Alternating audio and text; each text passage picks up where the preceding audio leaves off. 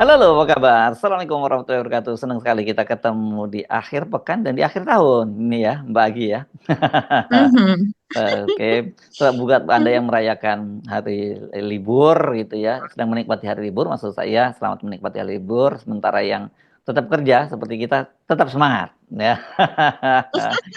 Oke, seperti biasa kami ajak Anda untuk berbincang dalam program Off the Record, membaca berita di balik berita, masih terus bersama kami. Saya Hirsubun Arif. Dan saya Gibeta, senang sekali menjumpai Anda kembali dan kita menemui teman-teman of the Ya, record yang sekarang mungkin sedang bersama keluarga karena ini yes, memang libur panjang, long weekend yes. gitu ya.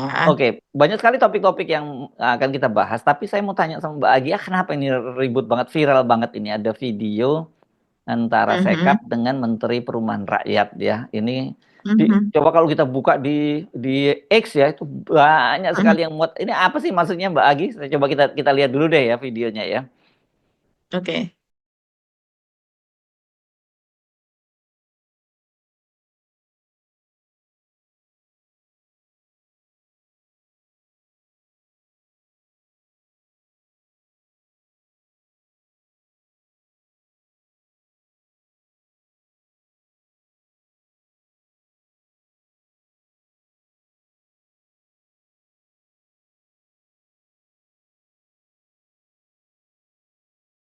Saya sih tadi saya selalu setiap kali gini saya mencermati apa ya kenapa kok diributin ya gitu. Saya cari kemudian sumbernya.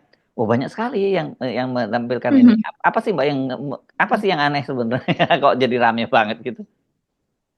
Iya, mungkin yang aneh kalau saya perhatikan ya Mas Hersu, berdasarkan persepsi kita sendiri dan juga kemudian kita bandingkan dengan persepsi netizen karena itu kan Heeh, munculnya di media-media sosial, mhm, tidak mhm, hanya di X, ada di Threads yang sekarang memang rame ya media mhm, baru itu dan kemudian ada di Instagram gitu di TikTok juga. Ini rame betul gitu dan saya baca-baca komentar dari netizen, mungkin karena hubungan seperti itu dianggap atau sentuhan secara fisik seperti itu antara Mayor Teddy dan juga dengan Marwar Sirait ini sebagai sesuatu yang jarang kita lihat ya dan seperti oh, yang tidak lazim begitu ya karena itu dilakukan antar oh. lelaki kan ini Mas Hersu Oh, saya ya. pikir Hopeng. Tadinya saya pikir apa karena deket banget gitu yang kemudian dipersoalkan. Oh, oh, oke, oke, oke, oke. Paham deh Iya ya, konteksnya.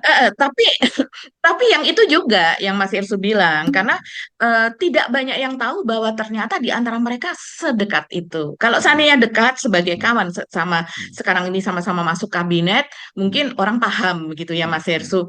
Tapi kalau kemudian sampai sedekat itu, biasanya laki-laki sedekat itu pun mereka hanya saling begini ketawa bersama apa dan sebagainya, saling tepuk punggung misalnya atau kemudian tinju begitu kan Iya, ya iya, iya, tapi iya, apa iya. apa ninju-ninju kecil seperti itu. Iya, betul Tapi biasanya begitu. Iya.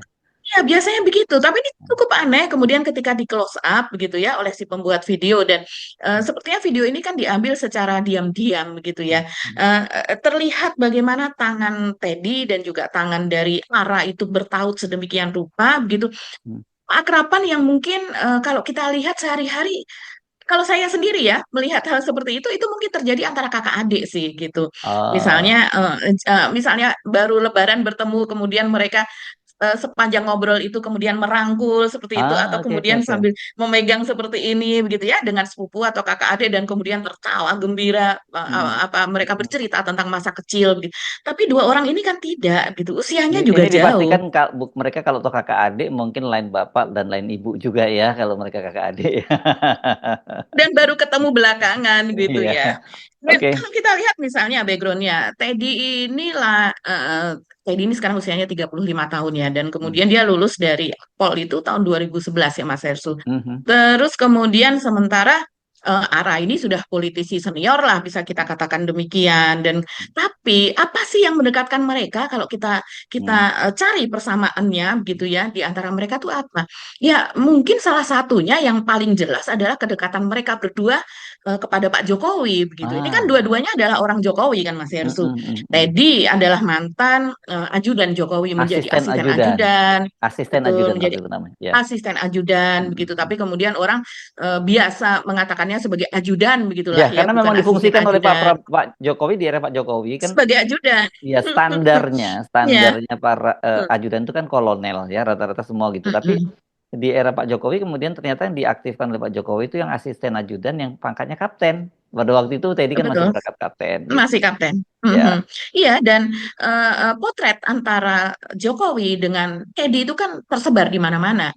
Waktu Hmm. itu karena Jokowi, karena apa ya, Mayor Teddy atau Kapten Teddy ketika itu masih belum terkenal, sehingga orang ignore, tidak begitu hafal wajahnya. Padahal kalau seandainya kita lihat bagaimana Pak Jokowi mengunggah secara khusus dia Hmm. sparring partner dengan Teddy ketika berolahraga tinju, terus Hmm. kemudian ketika Pak Jokowi naik motor begitu ya Hmm. di pegunungan di Papua kalau tidak salah Hmm. dibenarkan helmnya, kemudian kalau tinjauan ke daerah-daerah gitu ya, kunjungan kerja, Hmm. dan kemudian Teddy membuka jalan itu kerap sekali begitu. Pak Jokowi kan kemana-mana hampir setiap hari, dan di situ Hmm. ada Teddy yang melekat begitu ya kita, sebagaimana Teddy itu sekarang melekat kepada Pak Prabowo, Hmm. yang kemudian orang mengatakan, bahkan seorang teman saya yang paham begitulah ya lingkaran di dalamnya Pak Prabowo, dan kita mungkin dulu juga pernah melihat ya Mas Hersu, ketika kita masih aktif begitu ya, kita melihat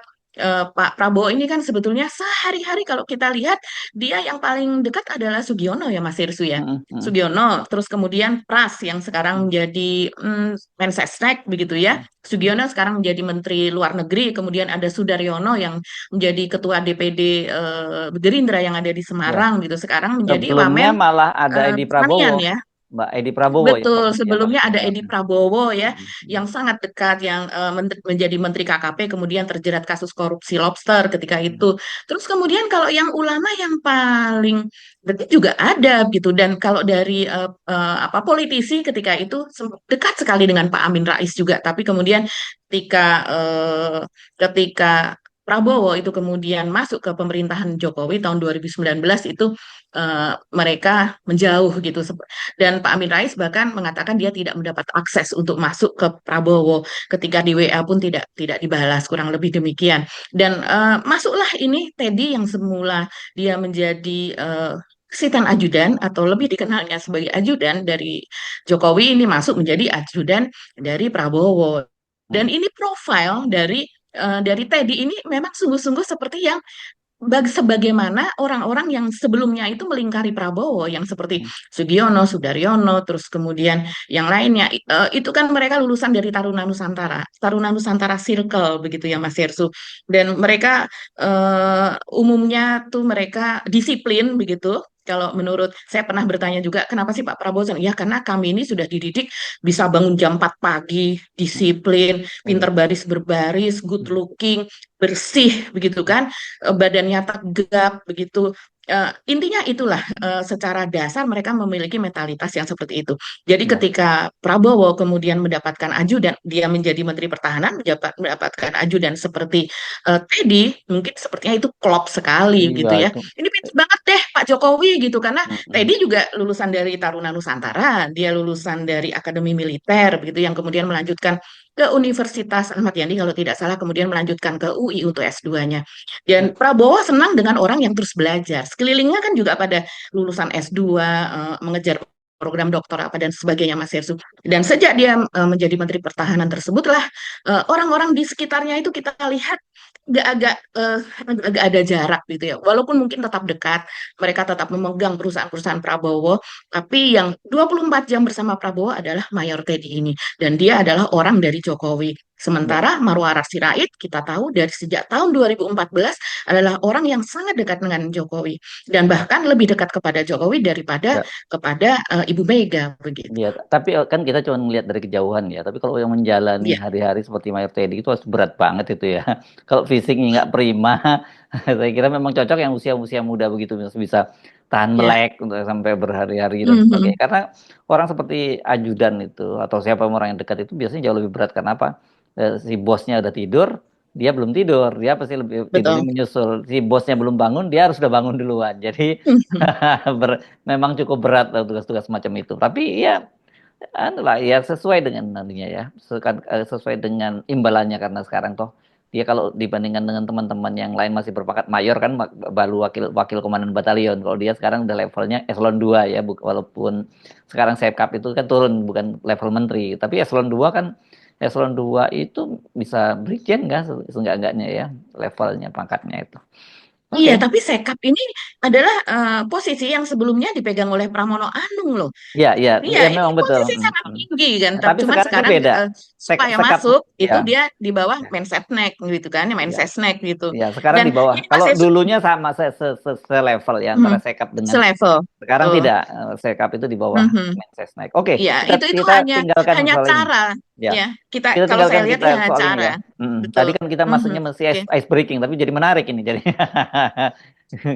oke, kita bahas yang paling ramai saya kira juga soal Hasto ya, karena Ya, Hasto ini betul. meskipun sudah dijadikan tersangka, tapi kan sampai sekarang KPK juga belum belum menangkap atau menahan Mhm. Hasto gitu. Dan kedua, Mhm. kelihatannya Hasto menyiapkan perlawanan-perlawanan yang meskipun bukan Hasto yang mengucapkannya, tapi diucapkan oleh orang-orang dekatnya. Itu kan sangat menarik. Ada yang dikatakan oleh Iya, Guntur Romli yang sekarang jadi juru bicara betul. PDIP, Mhm. yang katanya Mhm. Hasto menyiapkan video-video dugaan tindak pidana korupsi Mhm. sejumlah petinggi negara, dan itu katanya Mhm. bisa akan menggemparkan karena Guntur sendiri sudah mengaku sudah melihat video-video itu nggak lama kemudian juga Mhm. Koni Rahakundini ini yang kita tahu bahwa dia orang yang Iya. pertama ketika di Akbar Mhm. Faisal dia menyebutkan bahwa Hasto itu dijadikan target mau dijadikan tersangka.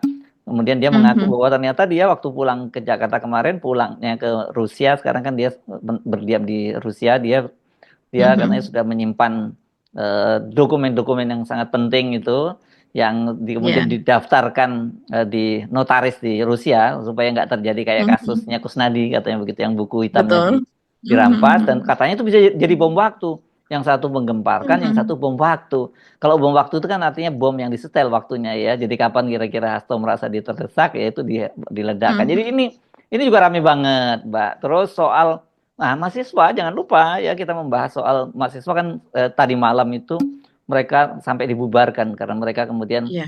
eh, tetap bertahan sampai malam menuntut soal pembatalan Mhm. kenaikan PPN Betul. 12% itu. Itu juga juga menarik, Mbak.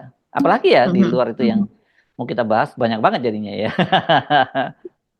Iya, kita mungkin membahasnya begitu, walaupun hanya selintas-selintas, tapi ini Hmm. termasuk update lah buat para pemirsa Off the Record, karena memang semuanya penting nih Mas Ersu. Ya, Seperti ya, ya. misalnya eh, makin melemahnya rupiah, walaupun sudah ditahan oleh Uh, Bank Indonesia ya, tetap ya. terus melemah begitu. Udah di atas Karena 16.000 lebih ya sekarang ini ya, udah ya. iya, 16.230 lah pada hari Jumat Ya. kemarin begitu Padahal kan Mas The Ersu. Fed sudah menurunkan suku bunga acuan Sudah, ya. Biasanya kan betul. ketika The Mhm. Fed menaikkan suku bunga acuan itu biasanya dolar akan tarik kembali ke sana dan kemudian rupiah tertekan. Mhm. Sekarang ini kan justru malah diturunkan sampai 2 kali sudah kok malah rupiah tetap saja tertekan gitu. Itu yang mesti Ya, diwaspadai ada apa gitu, dan belum lagi kemarin sempat muncul isu Pak Prabowo yang sakit itu. Itu betul. dampaknya juga terhadap rupiah juga bisa semakin menekan rupiah gitu.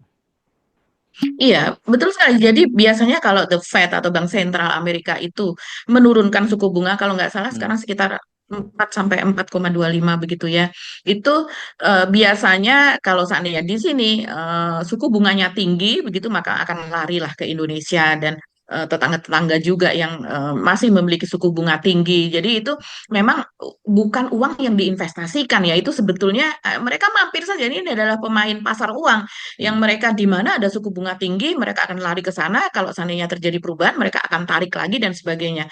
Sementara di Indonesia, walaupun suku bunganya masih cukup tinggi, tapi keadaannya, sentimennya, terutama belakangan ini, 1 bulan ke belakang lah gitu, Hmm. 1 bulan terakhir, ini memang sentimennya negatif sih Mas Hersu. Ya. Soal kepastian hukum, ya, perlakuan terhadap koruptor, pernyataan Prabowo sendiri yang kemudian menjadi sesuatu yang didiskusikan secara panas begitu di antara para politisi, pengamat dan sebagainya, yaitu soal perlakuan hendak berdamai dengan koruptor, yang artinya Hmm. dianggap sebagai salah satu pelemahan terhadap hukum di Indonesia. Padahal itu kan sangat penting. Terus kemudian juga ya dikatakan Mas Hersu, Prabowo demam gitu ya, sakit Hmm. itu jelas mempengaruhi begitu. Ketika Putin itu sakit di sana, yang kabarnya dia ada sakit yang cukup cukup parah begitu, itu kan mati-matian Rusia itu menyembunyikan itu, karena kalau tidak akan sangat mempengaruhi ekonomi mereka, dan di Indonesia juga seperti itu.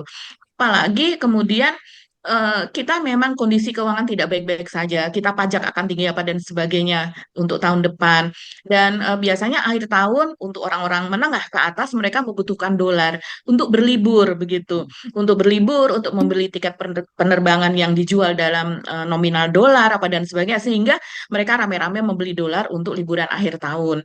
Dan terus kemudian juga tenggat waktu untuk pembayaran utang. Nah, yang tentu tidak semuanya tenggat waktunya adalah di bulan Desember, tapi sebagian di bulan Desember dan tentu saja perusahaan-perusahaan tersebut membutuhkan uang dalam bentuk dolar. Nah, ini semua yang kemudian secara serempak mempengaruhi nilai tukar rupiah kita yang akhirnya karena permintaan dolar juga tinggi, ekonomi kita juga sedang boncos begitu Mas Hersu. Apa sentimen berita itu juga buruk begitu ya. Yang bukan karena kita seperti media memburukkan, bukan kita memberitakan sesuatu yang memang terjadi secara faktual begitu kan. Kalau faktualnya buruk ya kita beritakan apa yang terjadi dengan sebenarnya. Nah, itu yang mempengaruhi nilai tukar rupiah kita. Ini sedih ya kalau lihat Ya, seperti ini karena artinya kita barang-barang impor terutama apa pabrik-pabrik begitu ya UKM nah, yang ya oke. seperti misalnya mereka membutuhkan tepung, mereka membutuhkan gula, mereka membutuhkan apa namanya tekstil, apa bahan bakunya begitu. Ya ini semua naik, Ya. kita harus Dan membelinya ya, dan dengan jangan harga lupa tinggi. cicilan bunga utang-utang dan bunganya juga naik karena semua kan dasarnya Betul, perhitungannya jadi dolar. Jadi pemerintah akan semakin babak betul. belur juga kalau kalau dolarnya Ya. itu terus melemah terhadap kalau rupiahnya terus melemah terhadap dolar. Tapi Mhm, memang belakangan itu ini hari ya ini padahal ini kan harusnya ini era-era masa-masa bulan madu ya 100 hari pertama itu gitu ya. mhm, Tapi ini betul-betul Pak mhm, cobaan dari pemerintahan Prabowo berat banget ya dengan di 100 hari pertama ini. Banyak sekali persoalan-persoalan dimulai dari bulir-bulir para menterinya sekarang kemudian yang mhm. yang terakhir ini juga pernyataan Pak Prabowo sendiri berkaitan dengan soal akan Betul. memberikan semacam pengampunan kepada para koruptor kalau asal mereka mengembalikan duitnya kan gitu. Ini kan Mhm. kemudian banyak negara protes gitu karena kalau gitu enak sekarang ya kita lebih baik mereka itu korupsi aja nanti kalau ketahuan ya dibalikin kan aman kan begitu Mbak ya. Dan kenapa nggak hal itu nggak berlaku pada misalnya pencuri kambing, pencuri ayam gitu Mhm. kalau dia ketangkap ya Mhm. balikinlah ininya ayamnya nih saya balikin kemudian dia diampuni Ya, kan gitu. Kenapa mesti koruptor yang jauh koruptor ini kalau dibandingkan pencuri ayam itu mereka jauh lebih jahat jauh. kan ya karena pencuri Betul. ayam itu kan mereka mungkin kebutuhan hidupnya saja. Kalau kalau koruptor ini kan orang yang sudah kenyang, udah kaya raya, hidupnya mewah, tapi masih mau gaya hidup mewah lagi. Itu kan sebenarnya jadi harus dan itu kenapa kemudian korupsi itu disebut sebagai extraordinary crime kan begitu ya. Ini Ya. kejahatan yang mesti benar-benar extraordinary ya nggak bisa dengan cara seperti itu. Nah, cuman yang disayangkan kok kemudian tanggapannya, karena ini kan dikritik oleh Pak Mahfud ya, Mhm. tanggapan dari Mhm. Ketua Komisi 3 yang juga Wakil Ketua Umum Partai Gerindra Habibur Rahman kok seperti itu. Itu yang saya baca banyak sekali yang jengkel gitu ya netizen ya. Iya, kalau saya melihat ini saking, walaupun ada orang yang mengatakan Pak Prabowo itu militer, beliau itu jenderal, mereka dia tidak mungkin panik. Nanti dulu, kalau dihadapkan pada tanggung jawab 278 juta rakyat Indonesia, nasibnya ada di tangan dia. Pasti tentu ada kepanikan. Pak Prabowo juga manusia begitu. Dan sayangnya, salah satu bentuk yang kemudian keluar begitu saja. Saya tidak tahu apakah ini sudah Presiden konsultasikan dengan para ahli hukum, para utusan khusus atau para penasehat Presiden yang ada di sekelilingnya tentang pernyataan tersebut. Ataukah keluar begitu saja dari hati nuraninya, saking ingin mencari way out gitu, saking ingin mencari Hmm. cara keluar dari krisis ekonomi yang sekarang sedang kita hadapi. Karena betul-betul uang yang ada di tangan itu kan kita melihat betul-betul kering begitu Mas Hersu Hmm. kan. Bahkan rencana untuk utang tahun depan pun sudah dirancang dari sekarang dari mana dari mana dari mana dan jumlahnya juga kurang lebih sudah diketahui. Jadi apa yang dikatakan oleh Prabowo itulah yang susah untuk dicebokin gitu. Kalau sebelumnya yang dicebokin ini kan apa yang dikatakan oleh Jokowi begitu kan sering sekali itu dilakukan oleh Jokowi kan Mas Hersu di masa pemerintahannya dan yang terpaksa harus nyebokin ya banyak banget perkataannya tentang IKN saja berkali-kali, yang ada yang sudah tapi belum, terus kemudian yang soal bagaimana belum ada investor sama sekali begitu ya, belum ada kayak gitu, padahal sebelumnya dia bilang oversubscribe apa, dan orang berdalih, sekelilingnya berdalih memberikan alasan apa dan sebagainya, sulit sekali. Nah sekarang kalau saya melihat sih, kenapa Habibur Rahman sampai seperti itu ya, karena memang sulit sekali untuk menganulir pernyataan Pak Prabowo itu, untuk memberikan alasan di balik pernyataan dia gitu kan. Sampai kemudian Supratman Andi Aktas ini sebagai Menteri Hukum aja kan berubah-ubah Mas Hersu pernyataannya begitu. Kita tahu pada tanggal 25 Agustus misalnya ya, itu dia mengatakan bahwa selain pengampunan dari Presiden, pengampunan bagi pelaku tindak pidana termasuk koruptor bisa juga diberikan melalui denda damai. Loh, apa ini denda damai? Kok ada denda damai begitu ya untuk sesuatu yang sangat merugikan rakyat Indonesia? Koruptor biasanya kalau hanya 1 juta, 2 juta, kita belum menyebut koruptor. Yang biasa disebut koruptor itu sampai miliaran, bahkan sampai triliunan. Ada denda damai kan begitu. Kemudian dia jelaskan bahwa kewenangan denda damai itu ada di Kejaksaan Agung, dan itu bisa dilakukan karena adanya Undang-Undang Kejaksaan Agung yang baru yang memungkinkan ada klausul tentang hal tersebut. Hanya perlu ada peraturan turunannya, yaitu berupa peraturan Jaksa Agung yang itu belum keluar gitu. Dan dia mengatakan seperti ini, tanpa lewat presiden pun memungkinkan memberi pengampunan kepada koruptor karena Undang-Undang Kejaksaan yang baru memberi ruang kepada Jaksa Agung untuk melakukan upaya denda damai begitu kepada perkara seperti itu, maksudnya perkara korupsi. Denda damai merupakan penghentian perkara di luar pengadilan dengan membayar denda yang disetujui oleh Jaksa Agung. Denda damai dapat digunakan untuk menangani tindak pidana yang menyebabkan kerugian negara. Ini kan boncos betul seperti ini. Ini saya mengutip dari kompas.com ya Mas Hersu, pernyataan dari Menteri Hukum Supratman Andi Aktas tersebut begitu.